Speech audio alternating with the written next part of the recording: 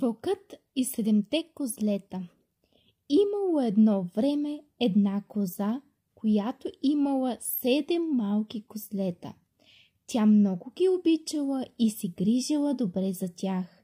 Един ден, когато трябвало да отиде в гората за храна, тя ги повикала и им казала: „Деца мои, моля, пазете се от вълка. Той е много лукав. Ако влезе тук, ще ви изяде.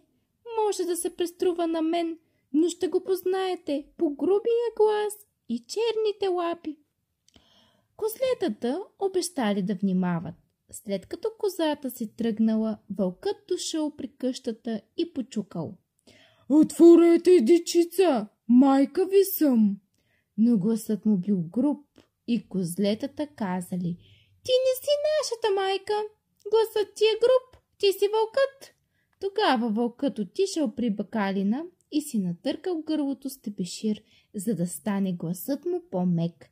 После се върнал и пак казал с мек глас: „Отворете, дечица, майка ви съм!“ Но козлетата видели черните му лапи през прозореца и казали: „Ти не си майка ни, имаш черни лапи, ти си вълкът.“ Вълкът отишъл при хлебаря и го помолил да му намаже лапите с брашно, за да станат бели. След това пак се върнал и казал: „Отворете, дечица, майка ви съм и нося нещо вкусно.“ Козлетата видели белите му лапи и чули мекия глас, помислили, че е майка им и отворили вратата.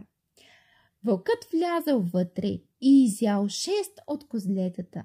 Само най-малкото успяло да се скрие в часовника. Когато майка им се върнала, той излязло разплакано и разказало всичко. Козата тръгнала да търси вълка и го намерила заспал под едно дърво. Коремът му се мърдал. Тя взела ножици и внимателно разпорила корема му. Вътре били 6 козлета, живи и здрави. Майката и децата напълнили корема на вълка с камъни и го зашили. Когато вълкът се събудил, отишъл да пие вода от реката, но тежките камъни го повалили и той паднал във водата и се удавил. От тогава козлетата живели щастливо с майка си и никога повече не отворили вратата на непознати.